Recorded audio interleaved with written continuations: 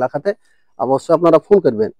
আর আরেকটা জিনিস হচ্ছে, এটা হয়তো আপনার নির্বিষ সাপ, যদি যে কোনো সাপে যদি কামড় দেয়, আপনারা সাথে সাথে হসপিটাল যাবেন। যেসব হসপিটালে আপনার এভিএস থাকে সেসব হসপিটালে যাবেন। ওঝাগুনি কবিরাজের কাছে যাবেন না, এদের কাছে গেলে নির্ঘাত মৃত্যু হতে পারে, আপনারা যাবেন না, বিশাল ক্ষয়ক্ষতি হয়ে যাবে। তো আপনারা যতই সমস্যা হোক 100 মিনিটের মধ্যে যাবেন।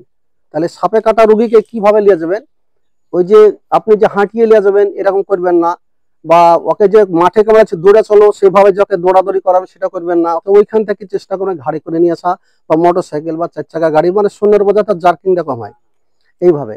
তারপরে যদি কোনো সাপে কামড় দেয় বাঁধাবাঁধি করবেন না, যদি বাঁধন দিয়ে দেন, এখানে বাঁধন দিলেন, তো অনেক সময় তো আছে যেটা আপনার চন্দ্রবোড়া সাপ, সে সাপটা খুব মারাত্মক ভয়ঙ্কর সাপ, ওর বিষ যদি আপনি বাঁধন দিয়ে দেন, তো দেখা গেল আপনি জানে বেঁচে গেলে আপনার হাতটাকে কেটে ফেলতে পারে, মানে এই ধরনের পৌঁছা যাওয়ার সম্ভাবনা থাকে। আর যদি বিষটা কি হয় চারিদিকে থাকে, সেটা আপনার এভিএস এর মাধ্যমে সেটাকে নষ্ট করা হয়। তাই আপনার বাঁধন দিবেন না, এইভাবে সতর্কমূলক এইটা করে তাকে হসপিটাল নিয়ে যাবেন।